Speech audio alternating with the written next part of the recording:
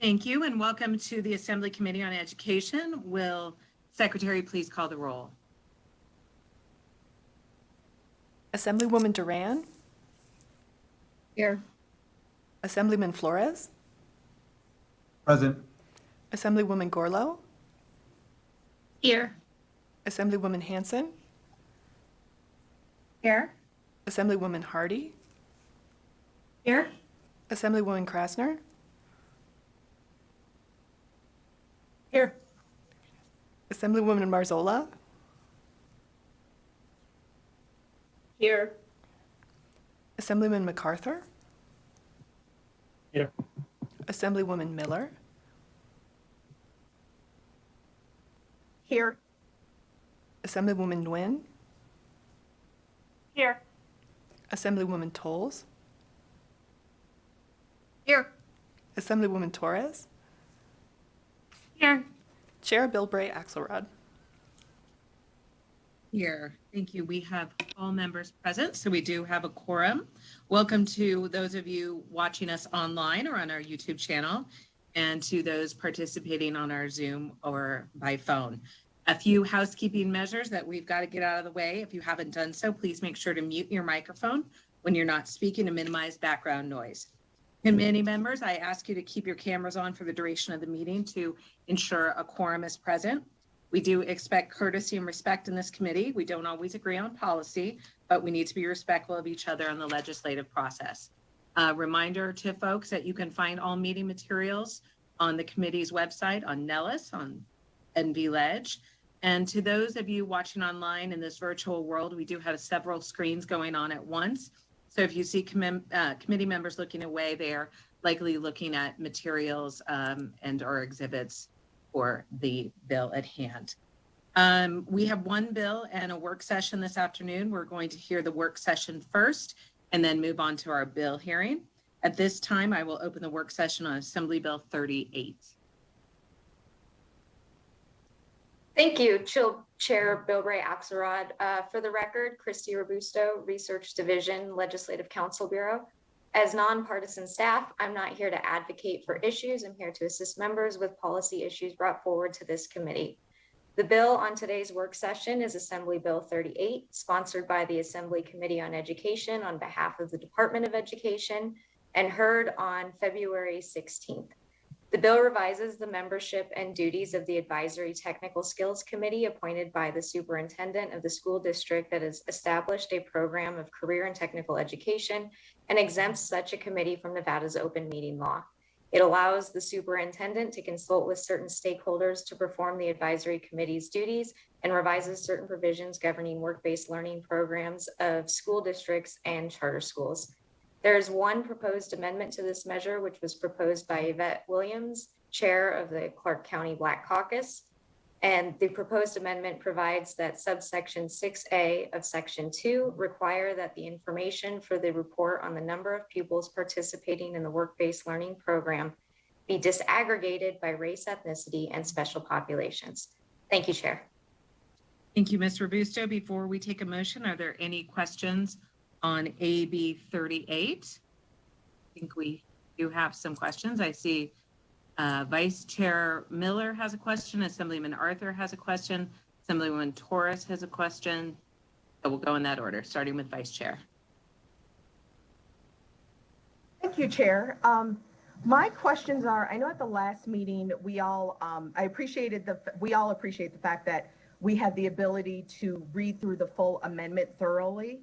And now that I have, I'm just wondering, when I look at the full amendment submitted by Chair Yvette Williams from the Clark County Black Caucus, and I look at the portion that NDE is accepting as a friendly amendment, I guess I'm wondering, when I look at sections 2.2A and 2.2B, there is some really strong stuff in there.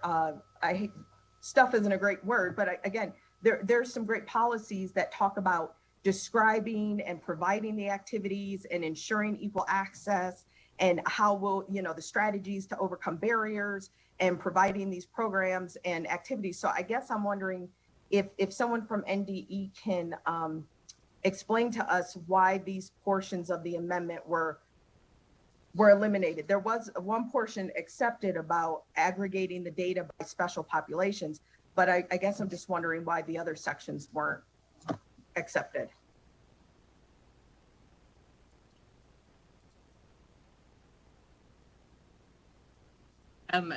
Ms. Gonzalez, if you would like to take that, you are on mute. Thank you, Chair Bilbray Axelrod. Felicia Gonzalez, Deputy Superintendent for the Nevada Department of Education, for the record. Thank you for that question, Vice Chair Miller, and an opportunity to also provide the reasoning behind why it was reduced down to just that one in 2.6. As we had the opportunity to have a couple conversations with the Clark County Black Caucus, specifically Yvette Williams, because all of the recommended amendments, we were able to explain that all of that is actually already being done. Each school district must complete a comprehensive local needs assessment, and it in detail addresses inclusion, special population preparation, equal access, and addressing disparities or gaps in performance, which is what the Clark County Black Caucus was looking for in CTE accountability. And so that satisfied what she was looking for, because it's already in place. The LEAs or districts must address these topics within the comprehensive learning needs assessment. If a district doesn't address how they are closing gaps, we have the ability to send that needs assessment back to them to address it, since the needs assessment is included as part of the RFA. In addition, this language is also in the comprehensive local needs assessment. It states, if the LEA has 2 consecutive years of underperformance on any of the performance indicators outlined in that needs assessment, the LEA or district will be required to conduct targeted program improvement and report such to the department in conjunction with state-guided technical assistance. And when we shared all this information with Mrs. Williams, she was satisfied, and she agreed that to the one amendment, because it did enhance our bill. So thank you. I'm going to ask you if you have another question, but before that, could you just put on the record what RFA stands for, just so we have a tendency to throw out acronyms, but what is RFA? Yes, that is a request for, oh my gosh, application, sorry. Request for application. Okay. And Vice Chair, did you have a follow-up? No, that was it. Thank you, Deputy Director. Thank you, Chair. Thank you. Then next we will go to Assemblyman MacArthur. Thank you, Madam Chair. I have a question concerning the committee that's listed on the first couple of pages. This may just be a question of curiosity, but it looks like there's about 10 groups. Looks like this could be a huge committee. The first one says businesses and industries. That could be a large group in there. Number 7, special populations. There's 6 groups in special populations. I guess my question is, it looks like this could be a very large committee, but there are no standards or regulations or anything set up for this committee. So I wondered if that was left out on purpose, left up for the people that formed this committee to kind of start and do it themselves. Or if there's a reason it was none of the standards were left out, or regulations.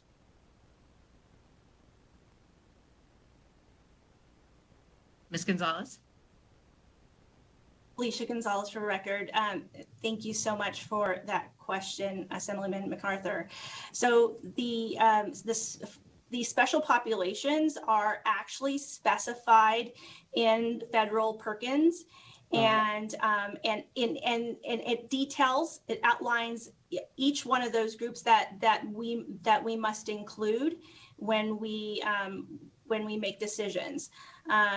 And that's why we are moving to in consultation with, because you are correct. It could be a very large group. And that's why in Federal Perkins 5, they moved it to in consultation with. And once again, as I explained, there is a comprehensive local needs assessment that must be completed. And within that, each district or LEA, which could be a district or charter school, must outline how they consulted with each one of the entities that is outlined in NRS. Thank you, Ms. Gonzalez. And we do have one more question, but I do want to remind the committee that we have already heard this bill, and this is a work session. So we could keep our questions specifically to the work session documents and the amendment that you have just seen. Assemblywoman Torres. Thank you, Chair, and thank you, Ms. Gonzalez, for being present with us today. I'm not sure if you're the best person or if Ms. Williams is on the call.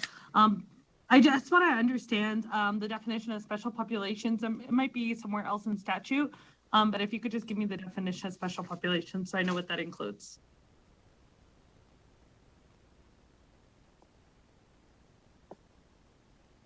Ms. Gonzalez. Felicia Gonzalez, for the record, give me 1 minute so that I can pull it up. And unless Ms. Robusto might have that, I don't know. I have the list in front of me, Madam Chair. And I do too. Okay, well, we'll go to Ms. Gonzalez. You have it as well. All right, thank you, Assemblyman. Go ahead, Ms. Gonzalez. Thank you, Felicia Gonzalez, for the record. It is male, female, American Indian or Alaskan Native, Asian, Black or African American, Hispanic, Latino, Native Hawaiian or Pacific Islander, white, 2 or more races, individuals with disabilities, individuals from economically disadvantaged families, individuals preparing for non-traditional fields, single parents, out-of-work individuals, English learners, homeless individuals, youth in foster care, and youth with parents in active military, and migrant students. Awesome, thank you. I'm really excited to see that this will capture so much of that data. All right, thank you. And seeing no more questions from the committee, I will take a motion to amend and do pass Assembly Bill 38. So moved. Assemblywoman Toles has made the motion. Do I have a second? Assemblyman Flores, second. Thank you, Assemblyman Flores. Are there any comments on the motion before we vote? Seeing none, we will complete the roll call vote. When the committee secretary calls your name, please say yes or no. Madam Secretary, could you please perform the roll call vote? Assemblywoman Duran, Yes. Assemblyman Flores, Yes. Assemblywoman Gorlow, Yes. Assemblywoman Hanson, Yes. Assemblywoman Hardy, Yes. Assemblywoman Krasner, Yes. Assemblywoman Marzola, Yes. Assemblyman MacArthur, Yes. Assemblywoman Miller, Yes. Assemblywoman Nguyen, Here. Yes. Sorry. Assemblywoman Toles, Yes. Assemblywoman Torres, Yes. Chair Bill Bray Axelrod. Yes, and the motion passes. I will assign the floor statement to Assemblyman MacArthur. This will close our work session on the agenda, and now we'll move on to our bill hearing. For the bill hearing this afternoon, I've allocated equal time for testimony and support, opposition, and neutral. Each person providing testimony will be allowed a maximum of 2 minutes. Staff will time each speaker to ensure everyone is given equal opportunity to speak. Speakers are urged to avoid repetition of comments made by previous speakers. We will limit the overall length of each testimony to 30 minutes. If you wish to testify and have not done so already, please register online through the link provided on the agenda for the meeting. As I mentioned before, That link does not like Chrome as a browser. So if you're having an issue with that, try a different browser. Upon successful registration, you'll receive a telephone number, meeting ID, and instructions for joining the meeting. So that we have an accurate record and count, we ask you that you do not share the information, but instead encourage others to register online to participate. You may also submit public comment in writing, either in addition to or in lieu of testifying. If you don't want to testify, you may still register so there's a record of interest in a particular bill. The chair or member of the committee may request testifiers to submit documentation supporting their testimony. I am now going to open the hearing on AB 109. This bill revises provisions relating to charter schools. Assembly Gorlow, please begin when you're ready. Good afternoon, Chair Bilbray Axelrod and members of the Education Committee. For the record, my name is Michelle Gorlow and I represent Assembly District 35 in Clark County. Thank you for your time today for allowing me to present Assembly Bill 109. This bill comes from the Interim Education Legislative Committee on Education and makes changes to required licensing of charter school teachers who provide instruction. Currently, Nevada revised statute provides that all special education and English as a second language charter school teacher must be licensed. At least 70% of charter school teachers must either be licensed or have subject matter expertise as defined in statute. And charter school teachers for specific subject areas, including but not limited to English language arts, mathematics, and science, must be licensed or have subject matter expertise. Current law defines subject matter expertise as a person with a degree, license, or certificate in the specific field in which they are teaching and at least 2 years of experience in that field. The statute also differentiates how a teacher may demonstrate experience and qualifications based on whether the school they are employed has shown consistent performance at or above 3 stars on the statewide system of accountability for public schools. Assembly Bill 109 eliminates the current flexibility within the requirement in exchange for a uniform system. Specifically, Section 1 of the bill deletes the current provisions and instead mandates that all teachers at charter schools be licensed to teach pursuant to Chapter 391 of NRS Section 227 of the bill, making conforming changes to NRS to reflect the updated change. Finally, Section 8 allows all teachers employed by a charter school as of July 1st, 2021 to continue to teach without a license until July 1st, 2026. At this time, I'd like to turn it over to Rebecca Feinstein.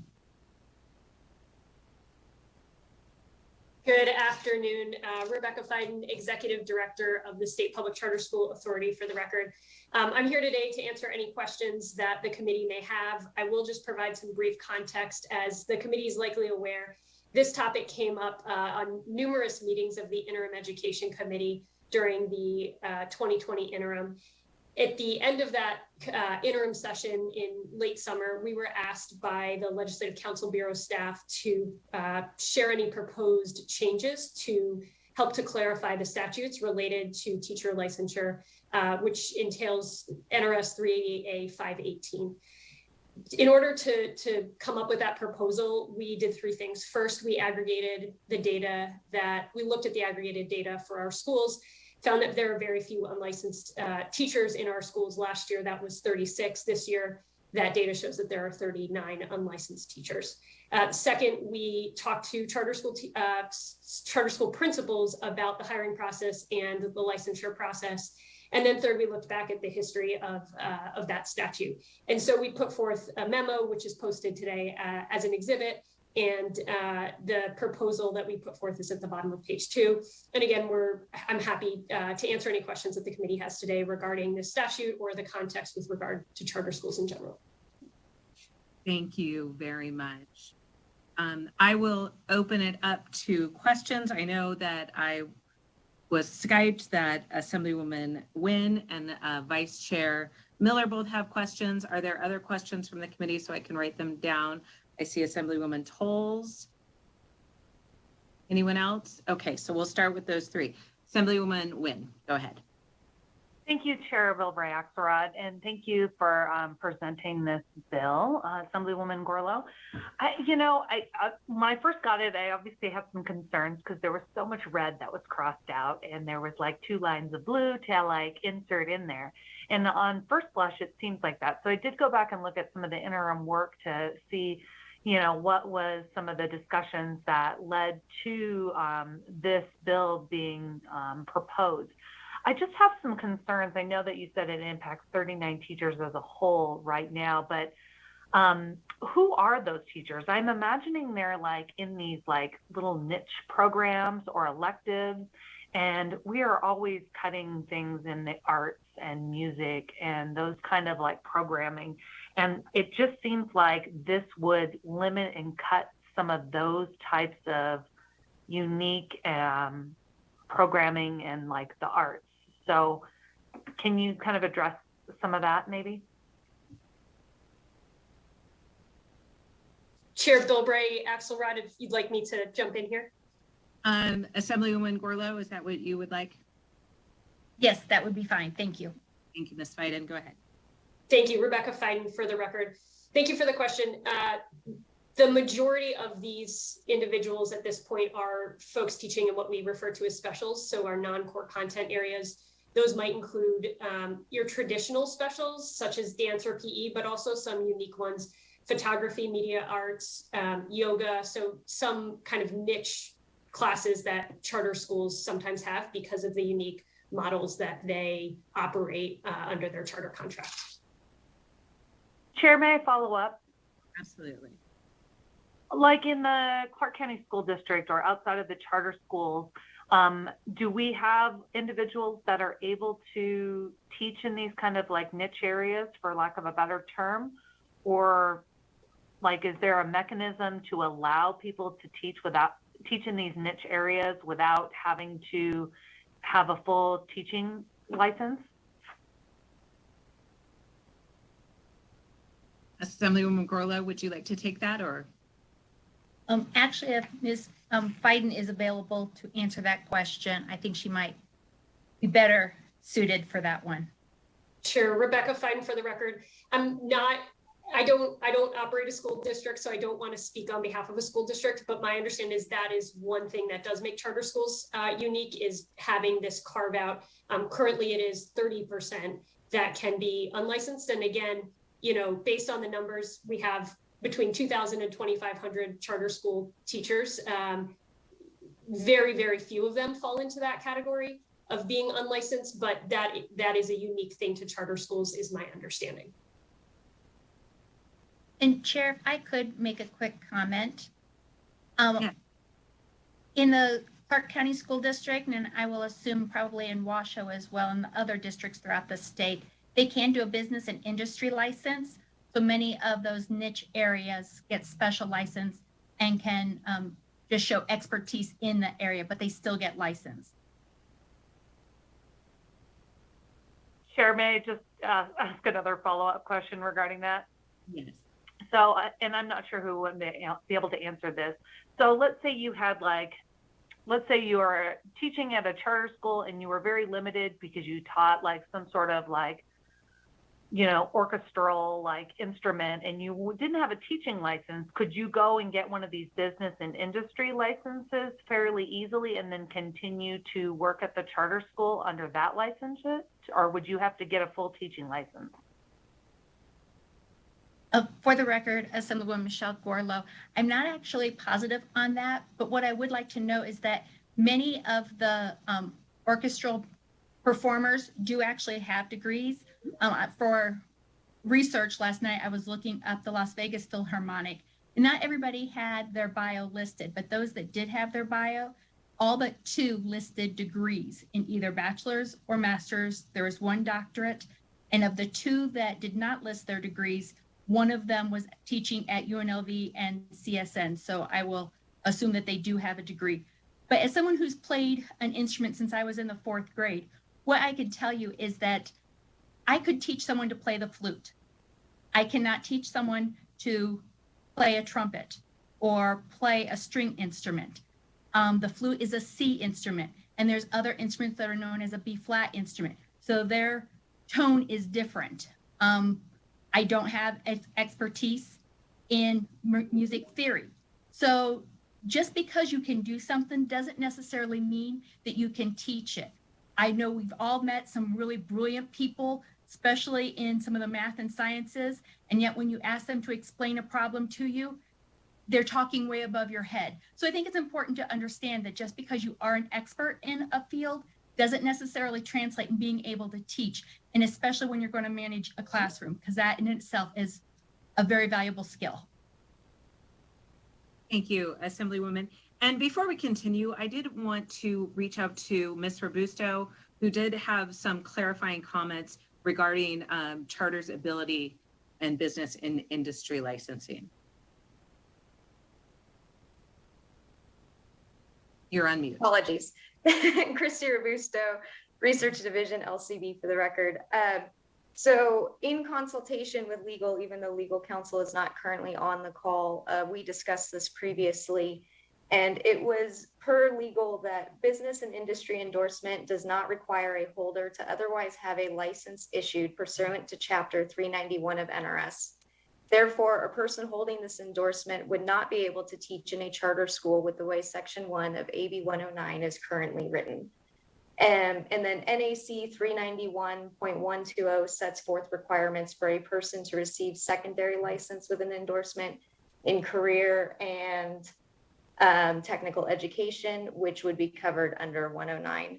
I also received clarification from these school districts that all of theirs have to be licensed. Some do have a B&E license, but they all must go through NDE. So just for some clarifying points for the committee. Thank you, Chair. Okay, and so just to put a finer point on it, you're saying that under current NRS, if one of these teachers in a specialty area got a business and industry license, they are not eligible to teach at the charter. Is that correct? Christy Robusto for the record. Again, I'm not legal counsel, but per legal counsel's email, that is my understanding. If AB 109 as written were to pass, a teacher who is unlicensed that had a BNI endorsement would not be able to teach at the charter school with the way the bill is currently written. Thank you for that clarification. Next, we will go to Vice Chair Miller. Thank you, Chair. My question, I want to dig in a little deeper into something that the bill does state. And so Director Fiden just mentioned that there's currently right now 39 teachers that don't have a license. And we heard the majority, I'm not sure what number that is, and I don't expect you to know it offhand, but the majority are not teaching in academics. But the bill does state that anyone, so I'm going to segment this question. So the question is that the bill states that anyone currently employed to teach at a charter school before July 1st, 2021, so that means they're currently teaching there now, that they actually have until July 1st, 2026 to obtain the license. So that was, and if we go back and review some of the interim discussion and work, that was a concern because we certainly didn't want anyone to end up unemployed because of this, but it was agreed upon that 5 years was ample time to finish a degree and to get licensed. I know that sometimes it appears that, why is there a bill if it's only impacting 39 individuals right now? But sometimes we need to be proactive as well, because depending on many circumstances, and I know some of the strategies of when I've spoken to people that want to open charter schools, the strategies were actually the fact that they didn't have to rely on licensed teachers. So I guess my question is if this doesn't impact those individuals currently teaching, that they have 5 years in order to obtain their license, is there a concern that this law would impact the hiring practices or the schools going forward for the next school year?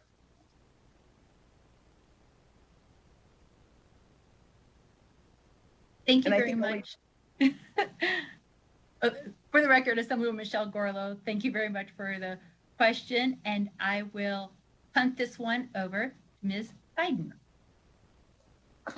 Thank you, Assemblywoman Gorlow, and thank you, Vice Chair Miller, for the question. Rebecca Fenton, for the record, I believe that one of the concerns, and again, when we did some research on this over the summer, one of the things we did was talk to our schools about this statute in particular. And the circumstances they cited most often were unique circumstances related to hiring, where, for example, a small charter school might only have one period a day of a dance class. And so if that's the case, hiring a full-time person for that job could be hard, but they want someone from the community who then doesn't have a teaching license, right? So there are some unique circumstances that come up because some of our charter schools are small, some of them have very unique programs, and some of them don't have the economy of scale of a large school district that might be sharing people across multiple instances. So those were the most noted types of circumstances that came up, unique content areas, small number of courses taught, or something along those lines. And so that was why the focus of the proposal we put forth was leaving the exemption strictly for the non-core content. And again, just to provide some context for kind of how we thought that through when we were working through this last summer. Follow-up, Chair? Yes. Okay. So with that, and going back to something, Assemblywoman Gorlow, that you stated about the difference between being an expert in something and being able to actually teach that, even with, as Director Fiden was saying, the need to maybe that one individual, that one dance teacher in the community that can come in and teach, even with all of our specials, because I never want to minimize the importance or the need for any of our electives or specials or arts. All of those still have specific standards that must be taught. And with those standards, there's a specific pedagogy and way to teach it. And so I guess my question is, with the individuals who are hired to teach different arts or athletics or electives that are happening, knowing that the standards are still required to be taught, how do the schools or the charter school authority ensure that they're trained and actually able to teach those standards? Thank you, Vice Chair Miller. For the record, Assemblywoman Michelle Gorlow, through Chair Bilbray Axelrod to you. Speaking from my own experience, again, going with my flute playing, I did teach for about 2 years while I was in college. Again, I can teach flute. I cannot teach a trumpet player or a clarinet player. I could possibly fake it with a saxophone player because their fingerings are very similar to a flute, but there does become a skill that takes you past just what you know. When we're talking about some of the other specialties like dance or we'll say phys ed, I would want somebody that doesn't just necessarily know how to do tap, but also knows ballet, also knows jazz, and knows the proper technique so that our children aren't getting injured. It's one thing to go out and have fun and do the YMCA, but when you're talking about some dance classes, there's always a possibility of injury. Same when we're talking about phys ed teachers, there's a possibility of injury. So I think it is important that we're looking at people who are qualified, have received additional training, and again, know how to manage a classroom. Okay. Thank you, Chair. Thank you. And next we will go to Assemblywoman Tolles. Thank you, Madam Chair, and thanks for bringing this discussion forward. I probably have a very unique perspective from where I'm coming from, because I've been teaching for almost 17 years now, and I never needed a license in higher ed, nor do any of my colleagues, and I think we're really good, effective teachers, so I might have an interesting perspective on this just in general, but I know we have a problem with getting teachers into the workforce, and I'm just wondering, I don't know that I heard in this discussion what problem we're trying to solve with a small handful of specialty teachers many of them part-time, not being licensed. So if somebody could help explain that to me. Assemblywoman Gorlow? Thank you. For the record, Assemblywoman Gorlow. I'll start off by answering, and then I'll probably also punt this one to Ms. Fiden. You do have unique perspective, Assemblywoman Tolles, in that you have been teaching at the higher ed level. But for many of the elementary school and middle school, we're also talking about classroom management and making sure that you've got 40 kids that are able to absorb the information. You have 5 kids in one corner that they know it already, so they're talking and goofing off, and then you've got another 10 that are kind of struggling with the information. So balancing your time with them can be a challenge, and especially when you've got some of these classes, again, your phys ed, your dance, your band classes, those classes can have even more than 40 kids. I know my band had 68 in it. And so you're trying to work with one section of the woodwinds, and then you look over and the brass section is goofing off and blowing spit all over the floor because that's what their instruments do. And that's what high school kids do. So there is a difference between our higher ed and our elementary, middle school, and even our secondary high school level as well. At this point, I will ask Ms. Fiden if she would like to add to that. Rebecca Fiden, for the record. Thank you, Assemblywoman Gorlow.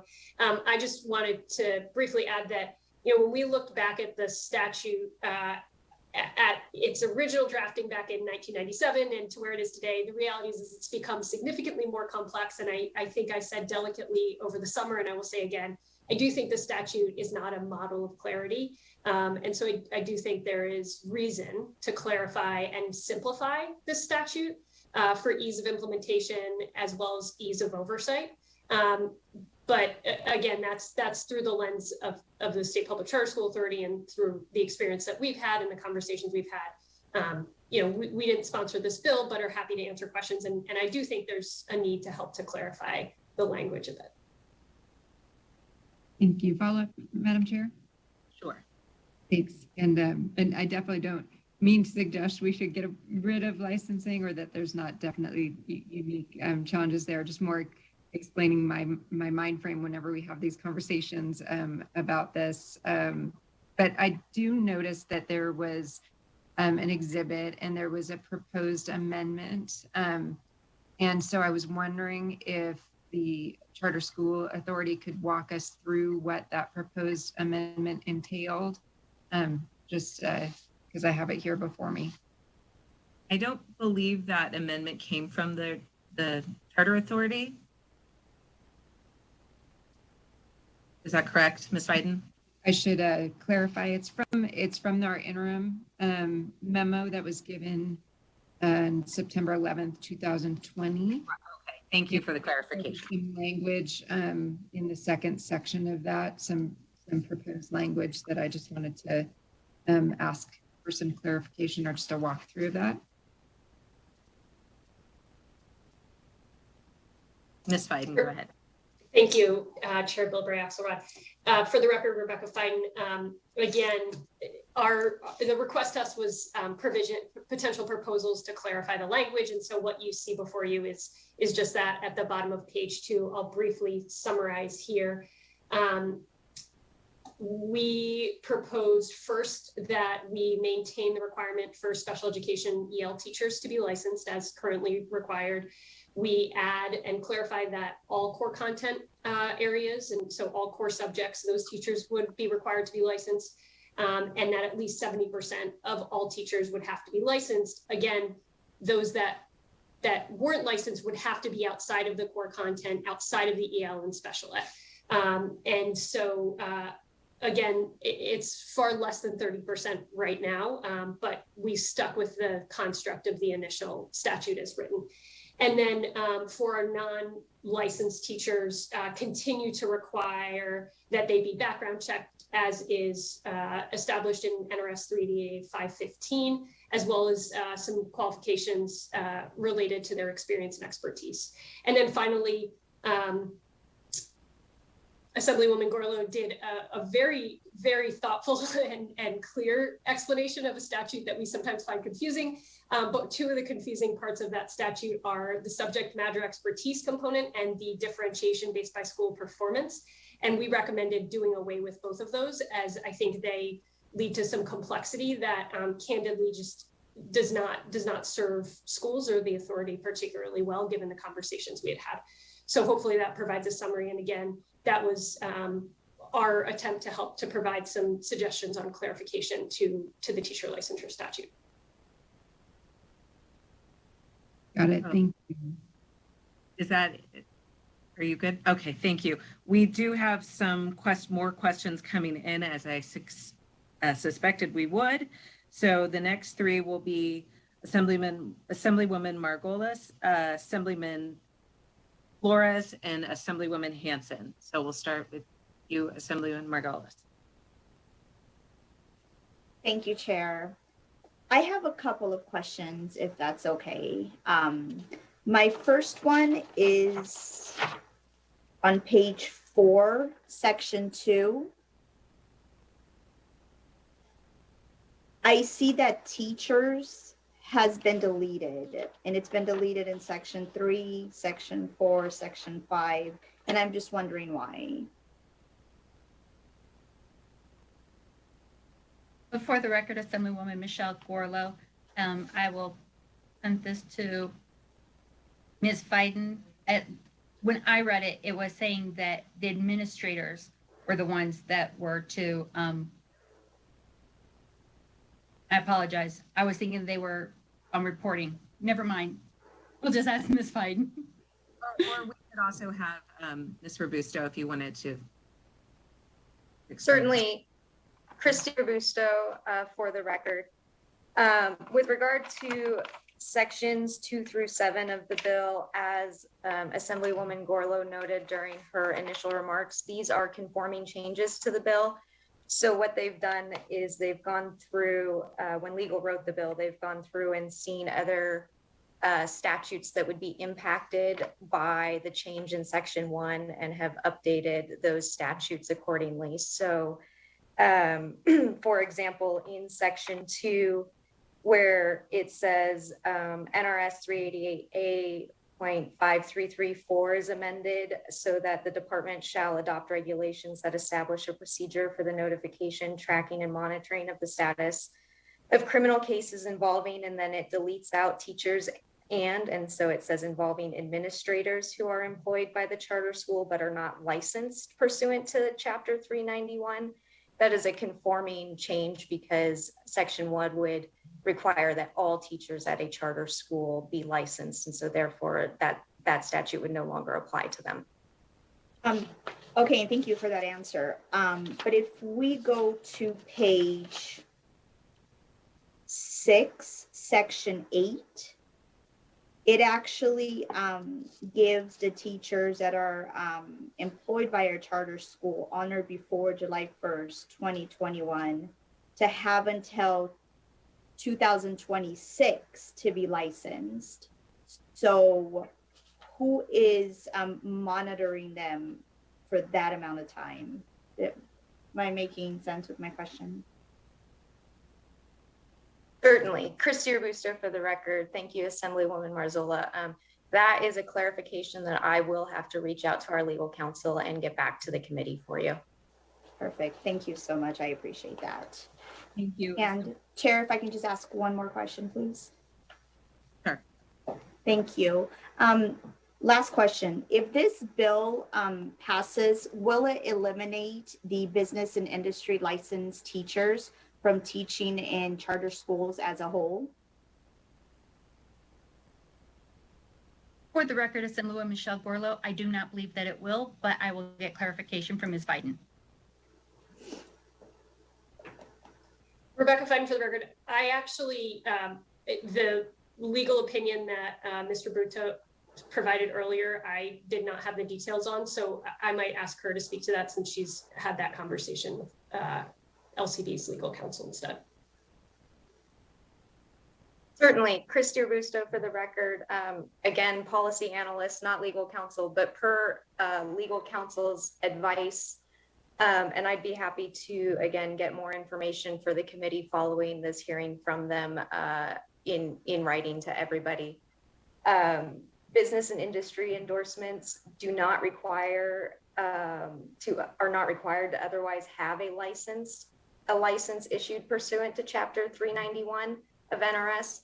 So if a teacher is unlicensed and decides to only do a B&I endorsement, they would not be able to teach in a charter school with the way that Section 1 of AB 109 is currently written.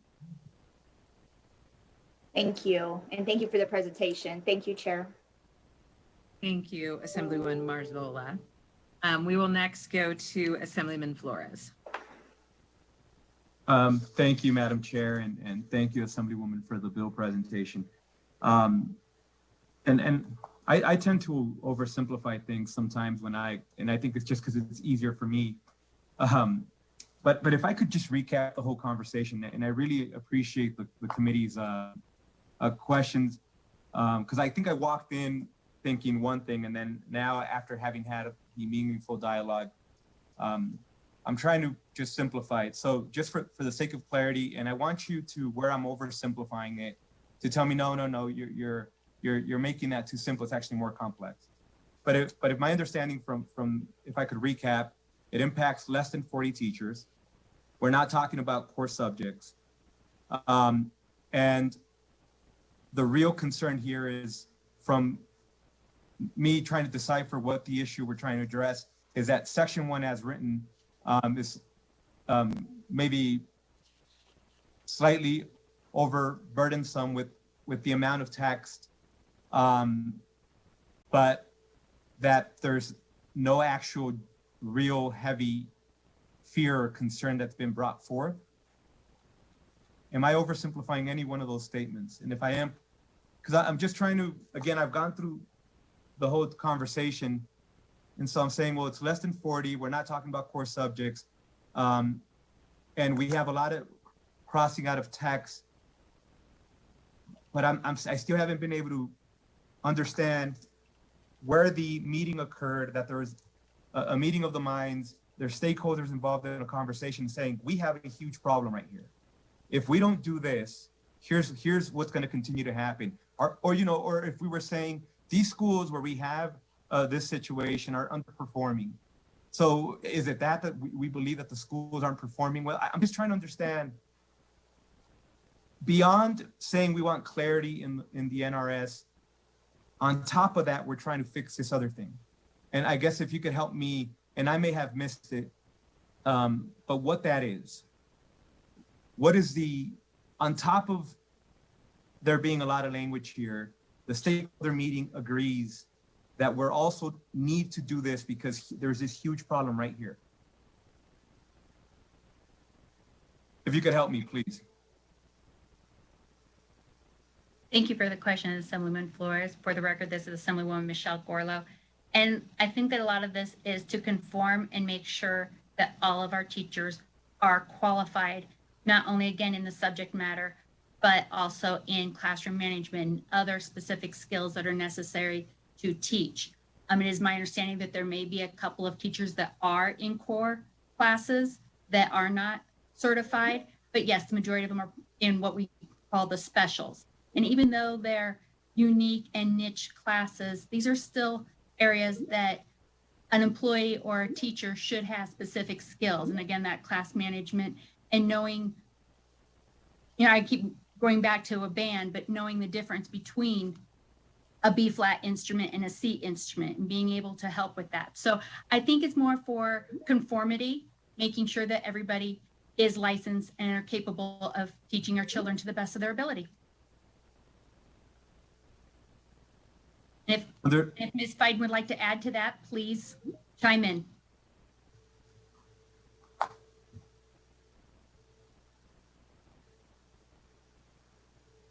Ms. Fiden, did you have?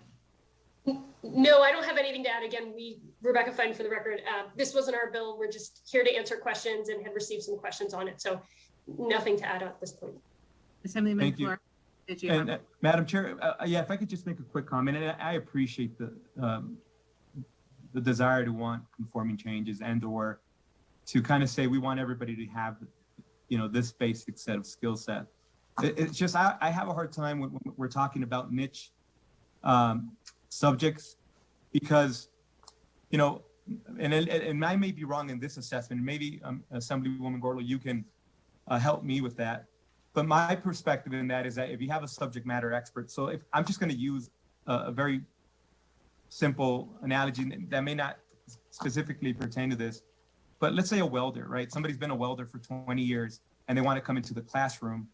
I always imagine these folk, they've been in the industry for a long time. They've had employees underneath them. They've been in a supervisory role. They've had to be teaching their employees. They've ran a business. They've been in a role where they've been teaching people consistently, because part of being a subject matter expert or knowing an area very well is that you've been doing it for so long that you usually had people underneath you, right? So I always feel like these individuals, while they haven't sat in a classroom or gotten a degree like some of us have, they still have a very unique, very strong skill set that is helpful with managing other humans, younger, but managing humans. So I always see these particular type of niche areas as having a whole different subset of how we define whether or not they're capable and or able or prepared to manage, because their life has given a lot of those skill sets to them just by the nature of what they do. But maybe I'm wrong, and maybe you've had an opportunity, and not maybe necessarily yourself, but in talking with stakeholders, that they've walked into some of these classrooms and that they've walked into, or they had conversations with some of these instructors and realized there's a huge problem here. They're grossly underprepared in classroom management. Again, because if that's what we're saying, then absolutely I get that. But I don't know that we're saying that, or if we have that as actual feedback that we're getting, that because they don't have it, they're not performing at that same level. And that's, maybe we have some info on that or not. Thank you, Assemblyman Flores, and for the record, Assemblywoman Michelle Gorlo, and thank you for those comments.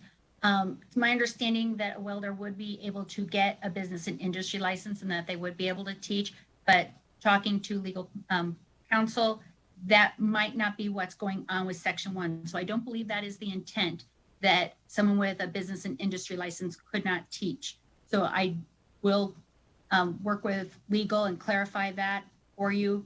I was last night doing some research and watching the hearing from a year ago, and I don't remember hearing anything about the business and industry license. So again, let me do some more research and clarify for you. And I think our Assemblywoman Torres has clarified that for me, that it's her understanding that it does not come into this discussion. But I appreciate that, and thank you for your indulgence, Madam Chair. Thank you, Assemblyman Flores. And I know we have a question from Assemblywoman Hansen, but if I could talk to either Ms. Fiden or someone else from the charter folks, if we could find out if that's what they're seeing, if they're seeing issues with people who are unlicensed having, and that could be a real issue that we're not aware of. So maybe we can get some follow up on that. And then I just point of personal privilege, if I may ask, have the school districts been involved at all in this conversation? And the reason I ask that is because all I keep hearing from the school districts is that we need more teachers, we need more teachers, we need more teachers. So if the charter schools are now have to have fully licensed, is there a concern that they might poach some of the teachers from the district? I would just hate for that to be an unintended consequence of this bill. And I just wondered if Assemblywoman Gorlo, if you remember anything coming up in the interim committee in regards to that. Thank you, Chair Bilbray Axelrod. For the record, Assemblywoman Michelle Gorlo. When I was reviewing the testimony from the hearing of about a year ago, I believe it was just Ms. Fiden that was at the table. I did not see anything from the school district. But that may have happened a little bit later on. I was very specifically watching this portion, and then the testimony went to talk about the managing and growth of the charter schools. So this was not discussed a whole bunch in the interim committee meeting. Thank you for that. And I can follow up offline with the folks at the district. Assemblywoman Hanson. Thank you, Chair, for the opportunity, and thank you all for being here. I have two questions. So I'm having some confusion here. So the bill is asking for all teachers to be licensed, but Ms. Fiden, you're here on behalf of the State Public Charter School Authority to answer questions we might have, which I appreciate. And the briefing memorandum that we have in regards to clarifying language, the State Public Charter Authority is recommending a 70% stay there, right? But this bill is asking, and I know it's not your bill, but this bill is asking for all teachers to be licensed. Do I have that correct? Just because it's a little confusing, because I know we have you here as, you know, as a resource, but I just don't want to blur the lines. Chair Bilbray Axelrod, through you to Assemblywoman Hanson. So just to be clear, our memo was drafted over the summer in response to a request regarding clarification, right? So we took the vantage point of, okay, what should we clarify? And that was what was put forth in our proposal. We do think that there may be some unintended consequences of the current bill's language, but again, you know, we didn't come up with a new proposal today. We simply put forth what we had previously provided regarding clarification, just again, because that context was important as we thought about kind of, you know, what has happened with this section of statute and this conversation over the last 18 months. Okay, thank you. And then Chair, if I could, with my second question. Okay.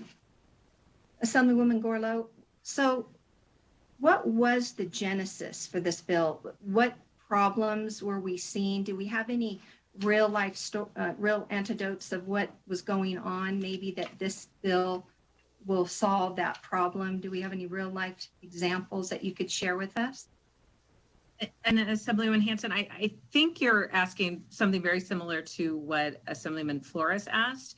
And I did kind of put a call out there if we could have some examples. Assemblywoman Gorlow, if you want to respond, but you kind of said the same thing in a different way. So I just want to, I think that's been put out there and sort of a call to folks to see if there might be some real live examples. But and I appreciate that. I think it maybe was asked of the Charter Authority or somebody in that world.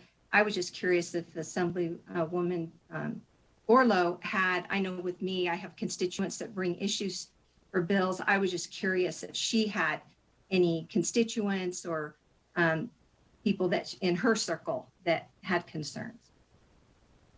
And just a reminder that this was an interim committee bill. So Assemblywoman Gorlow was asked to present this, but I just want to make sure that that's clear on the record. But Assemblywoman Gorlow.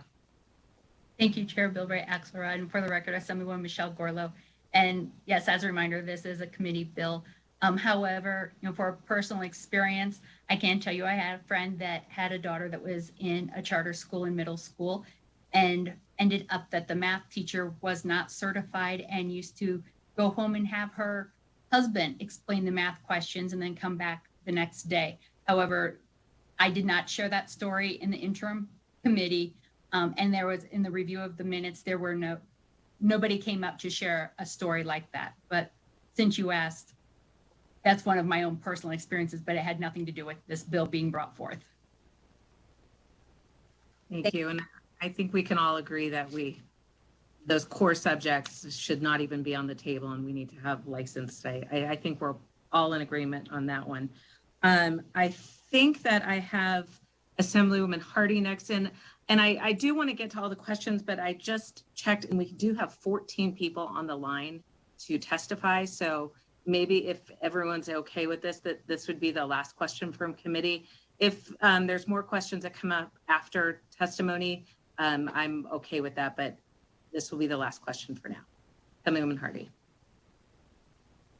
Thank you, Madam Chair, and I don't want to belabor the point, but usually when I read a bill, I always try in my mind to ask myself, what's going on? You know, is there something that needs to be corrected or a problem, as has been stated, and why the change? And so I think that's kind of what we're all trying to get at here. And we mentioned there's 39 individuals in this situation. And so I think that those are just my thoughts, and those would be my questions is what are we trying to get at here in a limited scope? So I think in all of our questions, that's kind of what is going through my mind. So I'm sure that will be answered somehow. So thank you. Thank you, Assemblywoman Hardy. And I think that question has come up several times. I will let the committee know that there will be a email going around with putting like I said, a little finer point on it about what the BNI and the district from Deputy Superintendent Gonzalez as well. So be on the lookout for that. I know it will be coming from Ms. Robusto. So with that, I'm going to open up testimony in support, opposition, and neutral of AB 109. Please remember to clearly state and spell your name and limit your testimony as close as you can to 2 minutes. I know people are quite passionate, so as close as you can, I would appreciate that. We will begin with testimony in support of AB 109. Staff from BPS, can you please add the first caller? Thank you, Chair. To testify in support on AB 109, please press *9 now to take your place in the queue.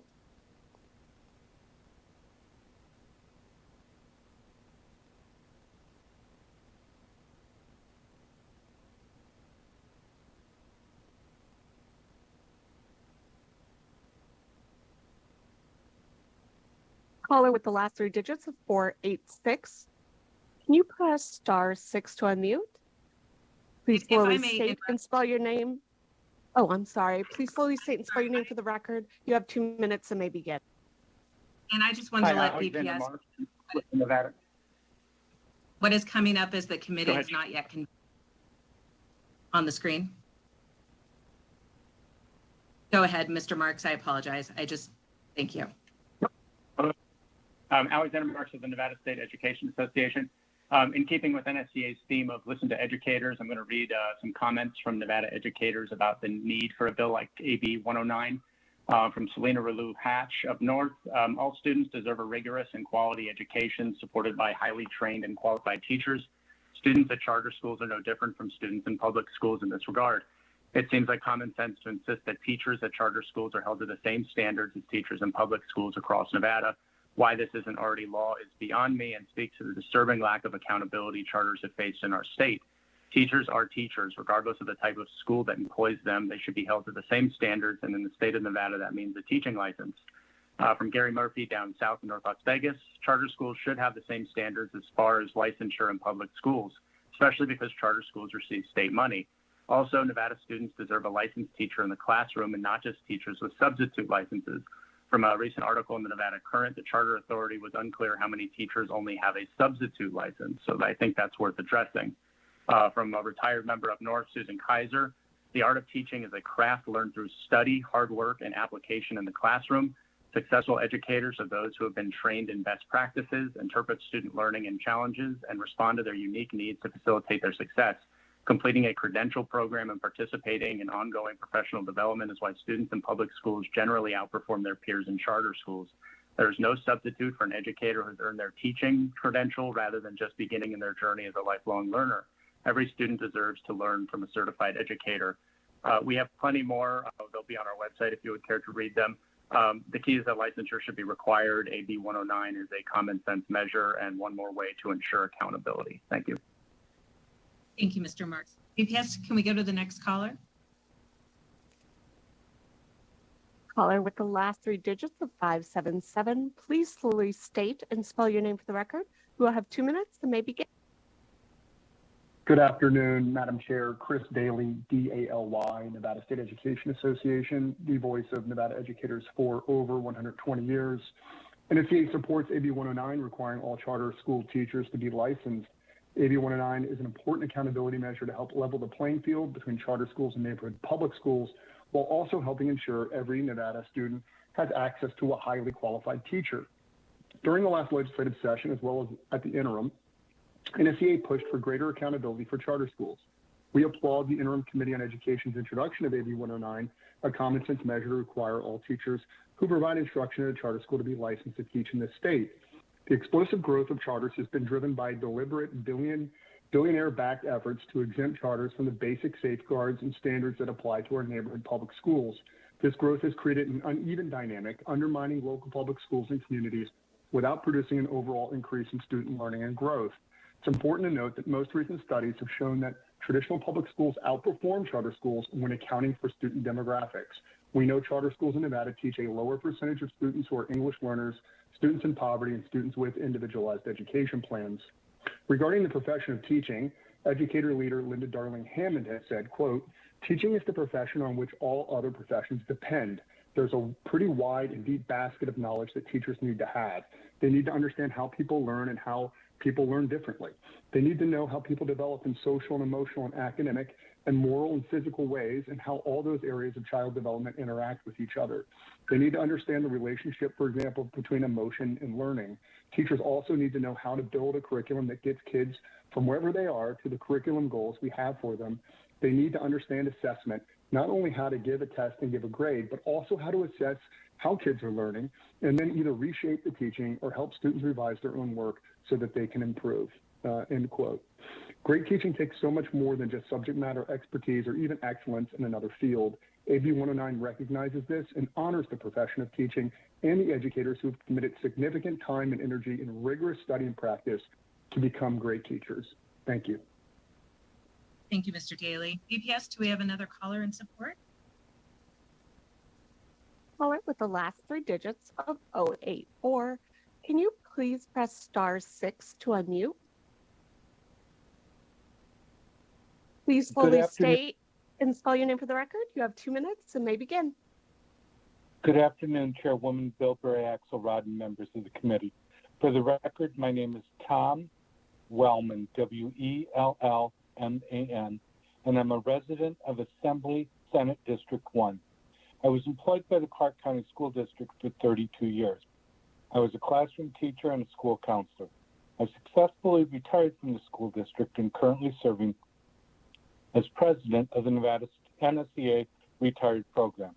I may be retired, but I still care very deeply about Nevada and public education.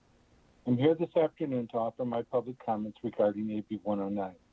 Every student deserves to be in a classroom with a licensed certificated teacher, regardless of their zip code.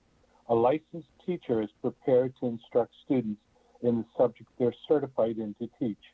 This ensures that students receive a well-rounded education and are more thoroughly prepared to move on to the next level of instruction.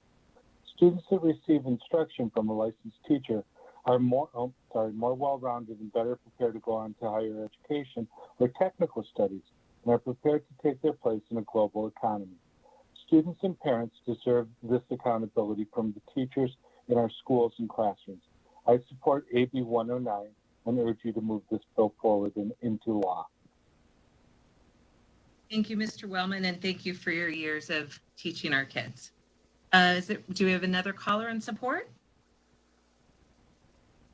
Caller with the last three digits of 740. Please slowly state and spell your name for the record. You have 2 minutes and may begin.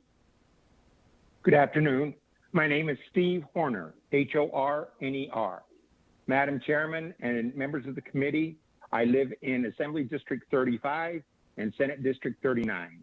I am the president-elect of the Nevada State Education Association Retired and the vice president of Clark Retired Education Association.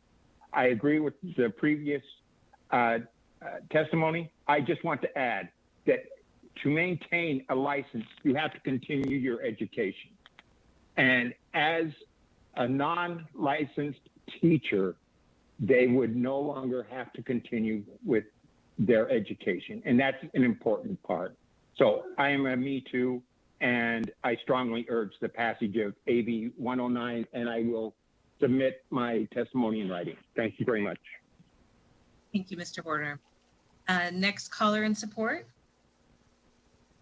To those callers who have just joined, to testify in support on Assembly Bill 109, please press star 9 now to take your place in the queue.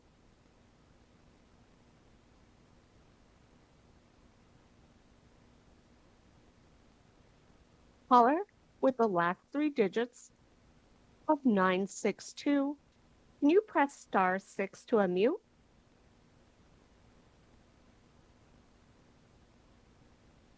Thank you. You will have 2 minutes. Please slowly state and spell your name for the record, and you may begin.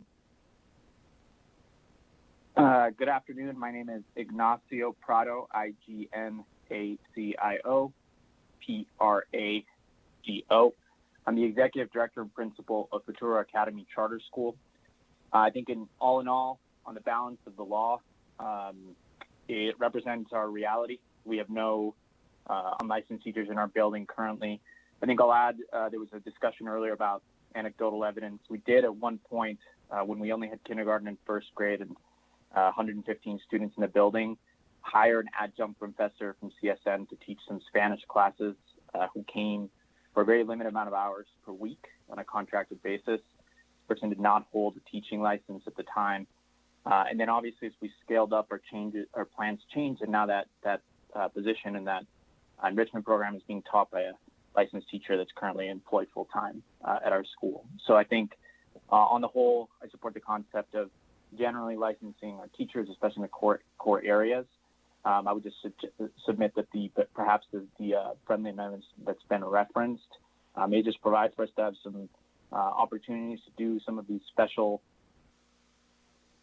to my recollection, I don't recall anybody necessarily having complaints or reporting complaints at the time about that teacher.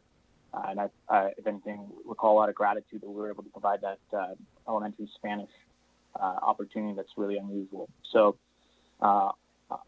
as far as the support, I would just qualify that I support the bill in general and would hope that we could adopt that amendment.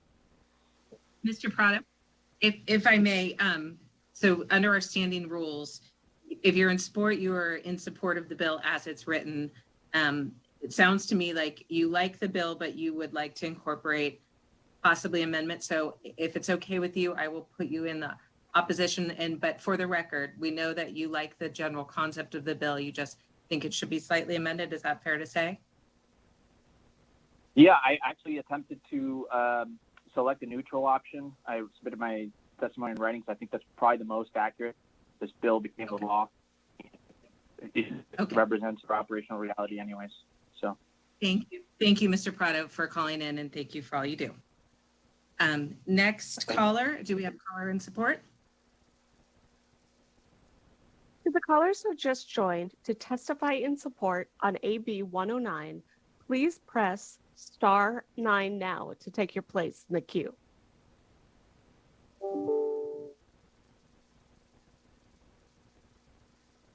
Once again, to testify in support on Assembly Bill 109, please press star 9 now to take your place in the queue.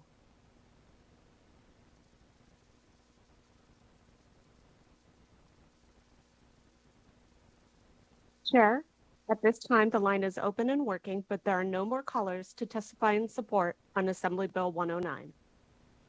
Thank you very much, VPS. With that, I will close testimony in support and open testimony in opposition of AB 109. Would you please add our first caller? To testify in opposition on AB 109, please press star 9 now to take your place in the queue.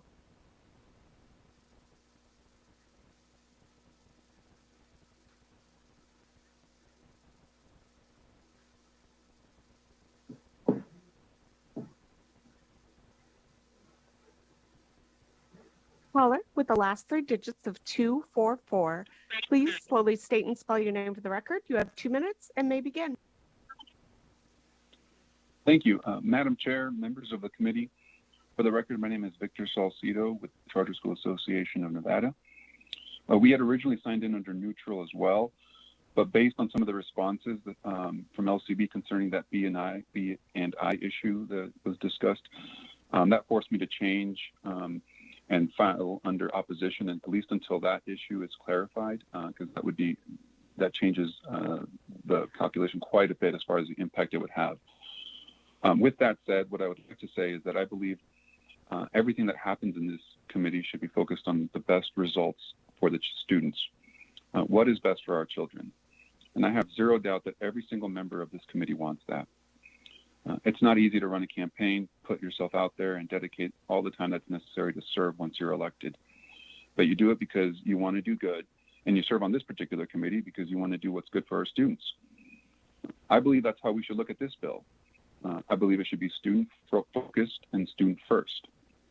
After all, that's why we all agree that we want licensed teachers, because we believe it leads to a better outcome for the kids.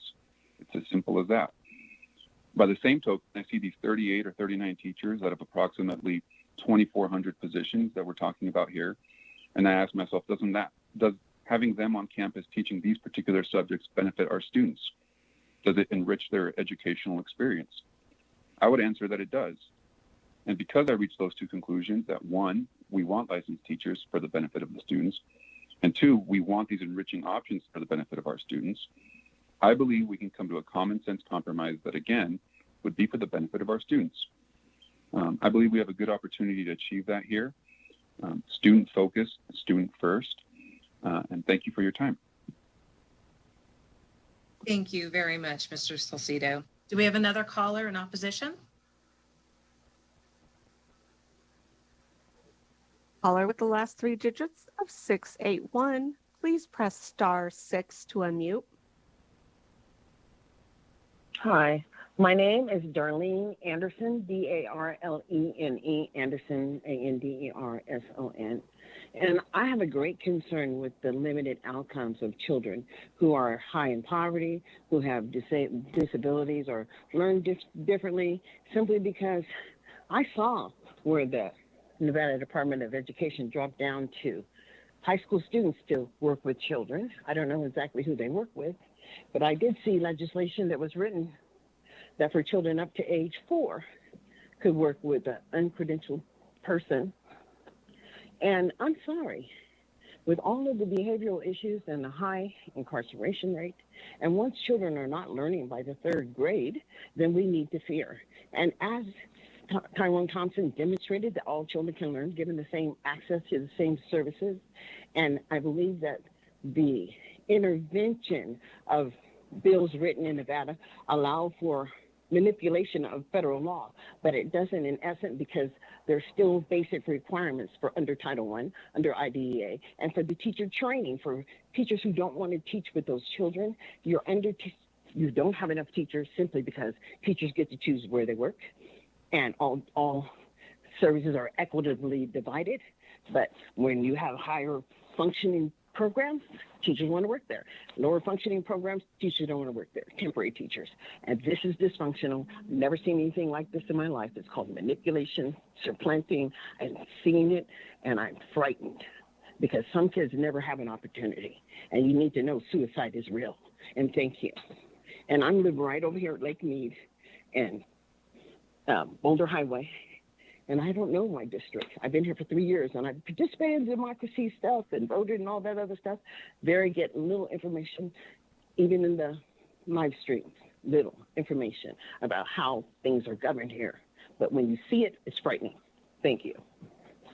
Thank you, Ms. Anderson. I think your Assemblywoman, Ms. Constantine, I believe, but don't quote me on that, but I'm guessing. Thank you for the call. Do we have another caller in opposition? We did, Chair. Caller with the last three digits of 977, please press star 6 to unmute.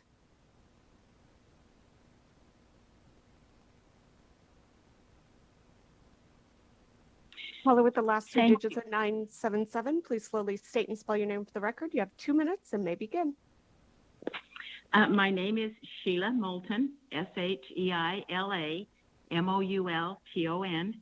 I want to tell you that I am a member of the State Public School Charter Authority, but today I do not represent the authority, only my own personal views. Thank you, Chairman Bill Bray, Axelrod, and members of the Assembly Education Committee. I speak in opposition of AB 109. I know the importance of quality teachers in a classroom.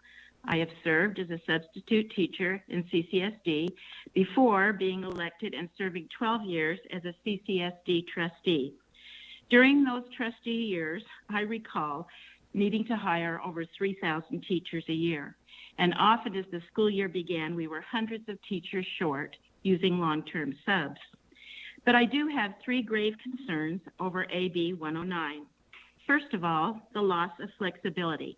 Current statutes allow for flexibility, especially in areas of career and technical education. And as a growing number of charter schools bring on some of these curriculum changes, I think we need that flexibility. Item number 2 is a dire need for teachers. Now is not the time to put more stipulations on the recruitment and hiring of experienced qualified teachers in subject areas that are not required in the core areas of education. Our current statute does allow for experienced teachers with a lot of oversight and accountability to teach in our charter schools. The third item is trust and accountability. After I left the CCSD board, I was invited to become a member of the committee to form for the Matter Academy. As I did this, I knew I had the trust in the board and the school leadership that they would hold teachers accountable, and I believe that this is paramount in charter schools. Again, I thank you for all of your public service. I know that this education committee is laser focused on good education for our students, but I do stand in opposition of 109. Thank you. Thank you, Ms. Moulton, for your testimony. It's good to hear from you. Do we have another caller in opposition, BPS? Yes, Chair. Caller with the last three digits of 035, please press *6 to unmute. Caller, you will have 2 minutes. Please fully state and spell your name for the record, and you may begin. Good afternoon. My name is Deborah Earl, DeborahEarl. I am Vice President of Power to Parent, an organization that represents thousands of parents and stakeholders in Nevada. We are against AB 109 because it will affect charter schools' ability to provide enrichment programs. Enrichment experiences make charters unique. Parents often choose charter schools because they want their children exposed to a broad range of specials. There is not any evidence to suggest that requiring a few teachers to get licensure in their respective specialty fields that would make a difference in the quality of education delivered, especially since these teachers are subject to the same administrative oversight and performance reviews that licensed teachers are subject to. Unlicensed teachers can work under the supervision of a licensed teacher, similar to how a physician's assistant operates under the supervision of a medical doctor. AB 109 seems to be a solution in search of a problem. We ask the committee not to pass the bill and allow charter schools the ability to maintain some flexibility in hiring practices. Thank you so much. Thank you, Ms. Earl, for your testimony. Do we have another caller in opposition? Caller with the last three digits of 342, please press *6 to unmute. Caller, you will have 2 minutes. Please slowly state and spell your name for the record, and you may begin. Good afternoon, Madam Chair and members of the committee. For the record, my name is Eileen Gilligan, EILEEN, GILLIGAN. I am the proud principal at the Durrell Academy of Nevada Saddle Campus. Durrell Academy of Nevada is an arts integration K-12 public charter school system, 4 K campuses, 1 K-12 campus, serving approximately 6,000 students. The mission of Durrell Academy calls upon students to be engaged in an academically challenging and personally meaningful learning environment with an emphasis on arts integration. Students in grades K through 5 are exposed to the following art mediums: music, visual arts, violin, theater, dance, and media arts. These experiences provide students with exposure to the art forms that they might not typically be exposed to, and often students develop a newfound passion and appreciation for the arts. I have a statement prepared by one of my teaching staff. I would like to read this on the behalf of Mrs. Tara Hurd, my media teacher. I'm a Las Vegas native, and I've earned my bachelor's degree in communication from UNLV. Immediately after college, I went to work in the marketing industry and worked for R&R Advertising, where I spent most of my career. I had the opportunity to work with many different clients from a variety of industries and brands, both large and small. From there, I worked at the Smith Center for the Performing Arts and supported the marketing and promotion of this much-needed art center. I was able to see firsthand the commitment to supporting teaching and learning in and through the arts. When the opportunity to teach media arts at Durrell Academy came along, I had obtained my substitute license and was ready to pursue teaching. I was grateful to get the opportunity to have my education and career experience valued and given the chance to bring that experience to the classroom. Since then, I have realized that teaching is the right fit for me, and I was inspired to obtain my teaching license. I am now licensed to teach grades K-8 in Nevada, and I continue to teach my favorite subject. I would like to add, as a parent of a child who attends this school, I am very grateful that many of the other specialists have field experience, and they were able to bring that to the classroom as well. As you can see, someone with this type of background is an asset to our program and allows us to expose our students to media arts beginning at the elementary level. While we strive to have all teachers licensed, this allows us the flexibility to find the staff that can truly enrich the student's experience with real-world application. In closing, Durrell Academy staff would be in support of this bill if amended to 95% of teachers being fully licensed, thus allowing schools to have some flexibility in hiring non-core teachers that support our school's vision and mission. Thank you. Thank you, Ms. Gilligan. EPS, do we have any other callers in opposition? Pardon me. We do, Chair. Caller with the last three digits of 092. Please slowly state and spell your name for the record. You have 2 minutes and may begin. Good afternoon, Madam Chair and members of the committee. My name is Dr. Kim Hammond, Kimhammond. I am the principal of Durrell Academy of Nevada, Red Rock Elementary Campus, where we have earned a 5-star rating since we opened 5 years ago.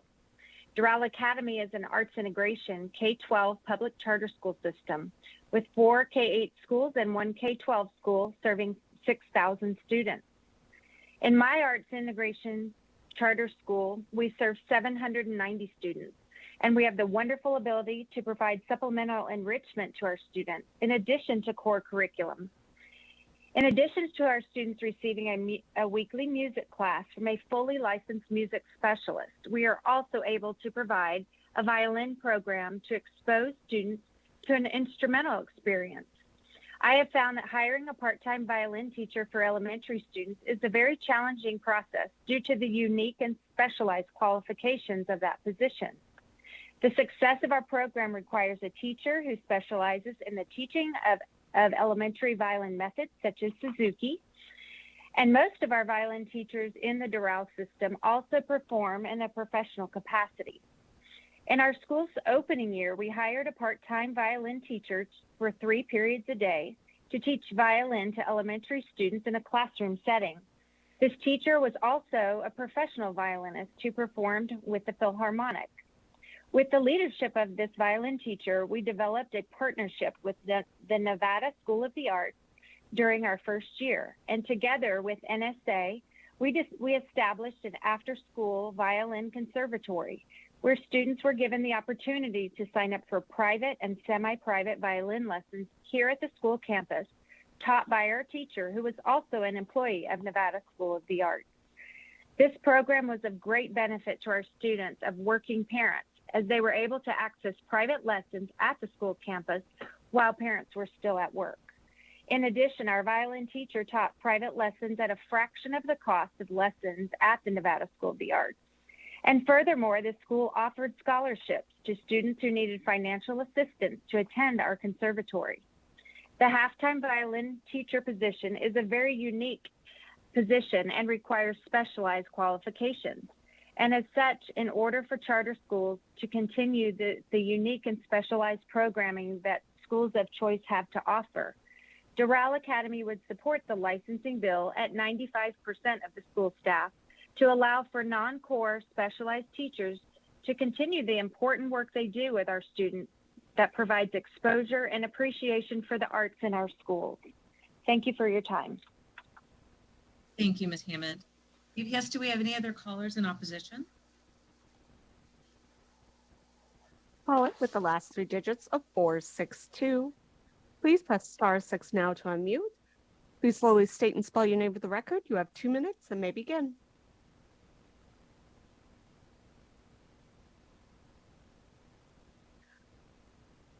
Caller 462, you are unmuted on our end. Is your phone muted?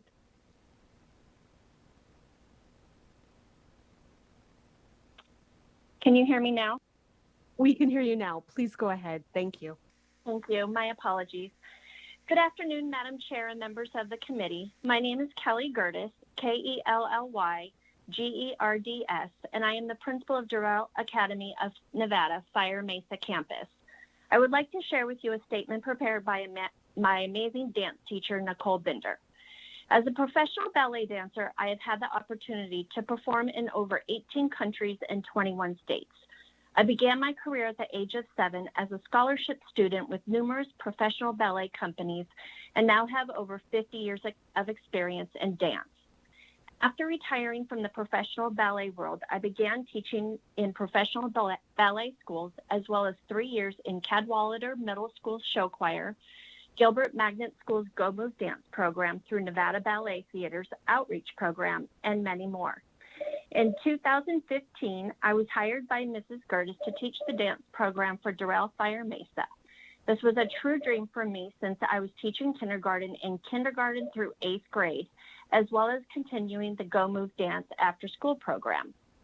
In the 6 years that I have been with Doral Fire Mesa, I have collaborated with other specialists in creating performances with our dance students.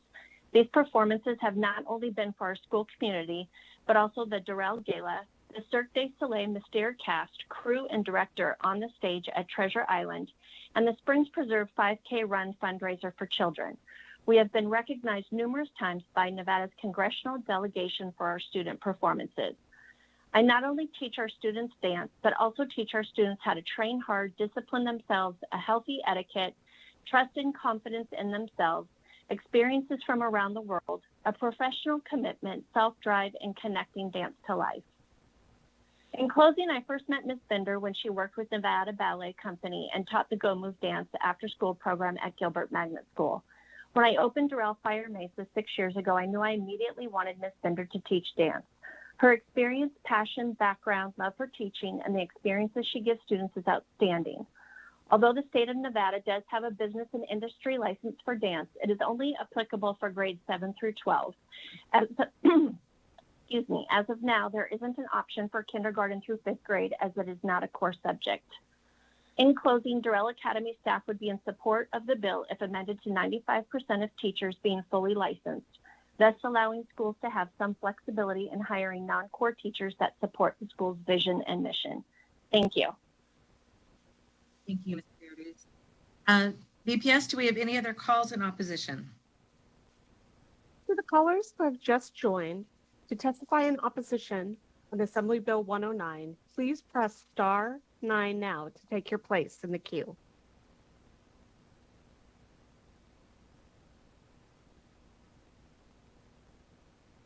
To any callers who have just joined, to testify in opposition on AB 109, please press *9 now to take your place in the queue.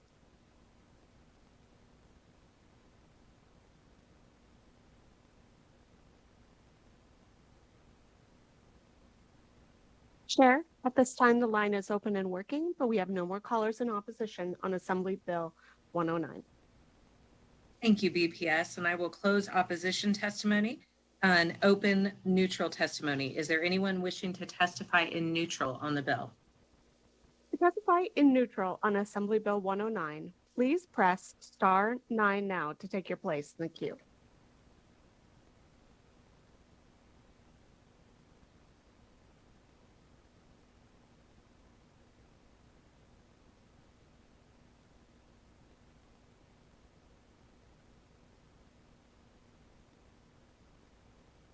Caller with the last three digits of 523, please press *6 now to unmute. Thank you. You will have 2 minutes. Please slowly state and spell your name for the record, and you may begin.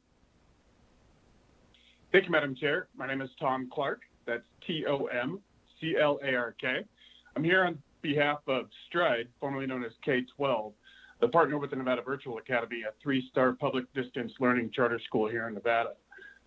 First, I'm happy to report that the students enrolled in NVVA are doing extremely well during this pandemic. Our teachers and staff are extremely proficient at teaching students in a virtual setting, and everyone's doing really well.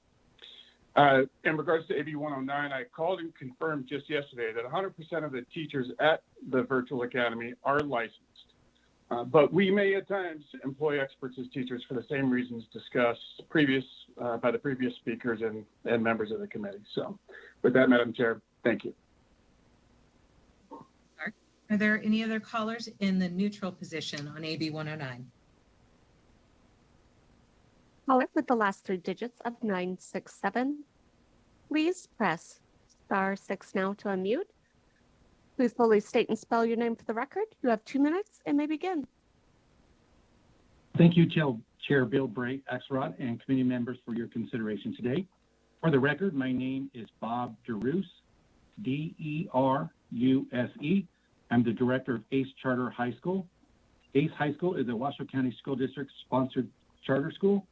We are a small 200-student, 9th through 12th grade CTE high school with a focus on industry-level learning experiences in the construction, manufacturing, and transportation trades for our students. We have currently 2 BNI licensed teachers. I know that discussion came up earlier, and it's from our understanding that these licenses allow an educator to teach specific occupational trades or subject matters in grade 7 through 12 through a BNI endorsement. So if we could get further clarification on that, that would be very helpful related to AB 109. I am here in neutral because as a charter school, we have always employed licensed and qualified student or staff for our classrooms. So this bill, as written, does not presently impact our school. But in looking at the big picture, the pipeline of teachers is drying up rapidly in Nevada. In my almost 30 years in education, the number of qualified candidates interested in becoming a teacher is no longer there. When a position opens up at a charter school, and I assume possibly at a district school, it is always red alert time to jump on the hiring process to make sure no opportunity to hire a teacher is missed because there are so few of them available now. Having seen the Department of Education's presentation on class size overview from February 11th, showing Nevada's almost 3,000 teachers short to meet the current demand and almost 10,000 teachers short to meet the national average for a appropriate student-teacher ratio, it is our hope this committee, as well as your counterparts in the Senate side, can continue to work with the department and other leaders to find new and innovative ways to develop individuals to become classroom teachers. We hope we can all work together to recruit, develop, train, and retain professional licensed teachers for the betterment of Nevada students in all schools, both charter and district. Thank you and the committee for considering my comments today. Thank you, Mr. DeRuse. Are there any other calls in neutral?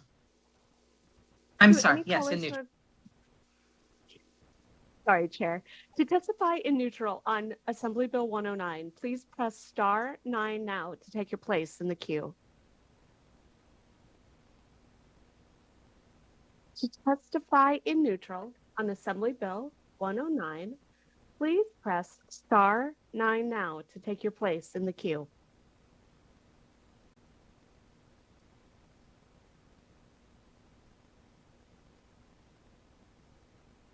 Chair, at this time the line is open and working. There are no more callers to testify in neutral on Assembly Bill 109. Thank you very much, VPS. And I'd just like to thank you again and again for all your work making this go so smoothly. I would like to give the opportunity for Assemblywoman Gorlow to come back up if you have any closing comments, or up to you. Thank you so much, Chair Bill Bray Axelrod. Just real quick, I do want to say that Assembly Bill 109 is an accountability measure. This bill will ensure that charter school teachers are held to the same standards as public school counterparts. 15 other states do require charter school teachers to be certified in the same manner as traditional public school teachers. I also would like to just take a moment to thank everyone for your questions. And I know I've got some homework to do and get some answers back to some of you. And also I want to thank everyone who called in. In support, opposition, and neutral, we appreciate your voice and being a part of the process. Thank you. Thank you, Assemblywoman Orlo. And with that, I will close the hearing on AB 109, and I will move into our final thing, which is public comment. Before we go to this agenda item, I would like to remind those presenting in the period for public comment that this is an opportunity to discuss general matters that fall within the purview of this committee. Additionally, please remember to clearly state and spell your name and limit your comment to 2 minutes. Staff and BPS, please add the first caller with public comment to the meeting. Thank you, Chair. If you wish to make public comment, please press *9 now to take your place in the queue.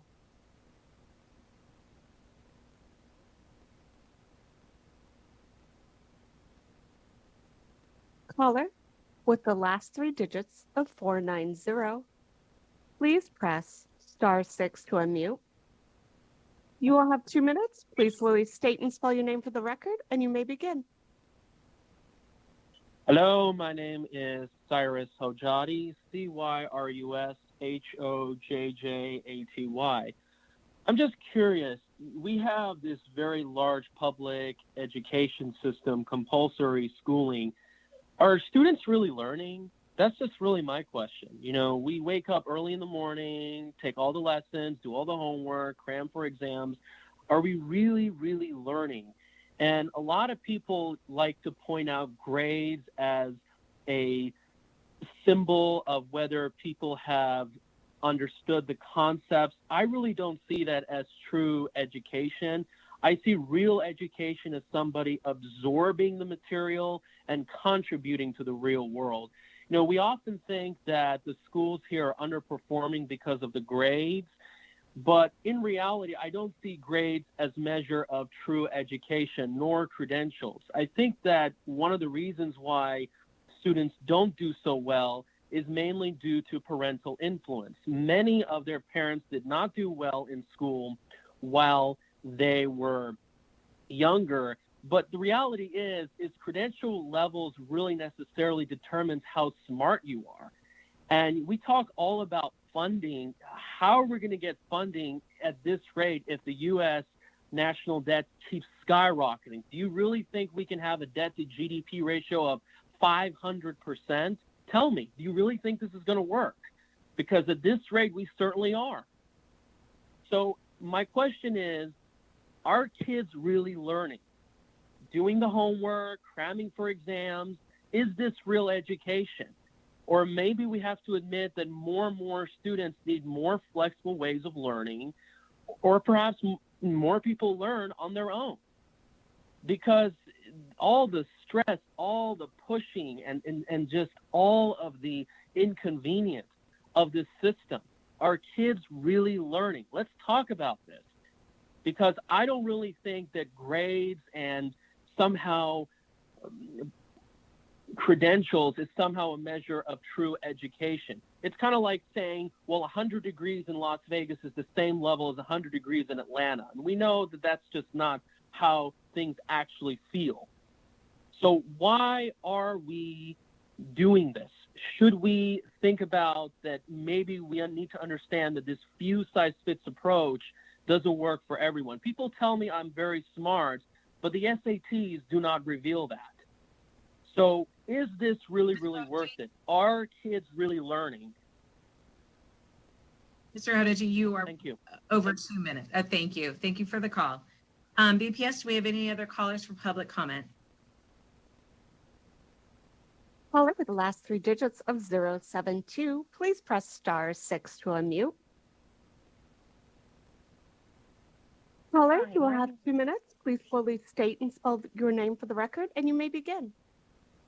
Yes, my name is Valerie Friskey, Valerie Friskey, and I'm a resident of Assembly District 39.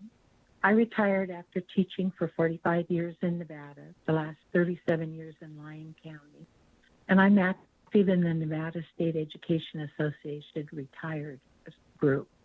And I'm here to encourage you to consider the need for all education employees across the state to have access to quality, affordable health care upon retirement. Our members are facing escalating costs of health care and prescriptions. Please keep in mind that Nevada is a WEP GPO state, and many of our retired members won't have access to affordable health care because they won't and don't qualify for Social Security or Medicare. Unless you qualify for Medicare through your spouse or worked enough hours in another job paying into Social Security, public school employees in Nevada are on their own to search for health care. Currently, as my colleagues retire, they face insurance costs from $800 to $1,000 or more a month after spending their entire career as public school employees. Working together, I hope we can solve this problem. Thank you for your time. Thank you, Ms. Frisky. Do we have any other callers in public comment? Chair, the line is open and working. However, there are no more callers for public comment at this time. Okay, thank you very much. And I just received a message from my vice chair that there were possibly people who were trying to call in to testify but were not let in. If that is the case and you are one of those people, I apologize profusely. I'm looking and it looks like we had everyone who is registered, but if you would please submit your comments in writing, and I will make sure that every member of the committee receives that. And let me just say again, I apologize. It was, you know, I don't know what to say. So please send your emails to our committee, and we will make sure those comments get out to all committee members. Thank you for that. Are there any other comments from members before we adjourn? I am not seeing any. Okay, so our next meeting will be Tuesday, March 16th at 1:30. This concludes our meeting for today, and meeting is adjourned. Thank you, Chair.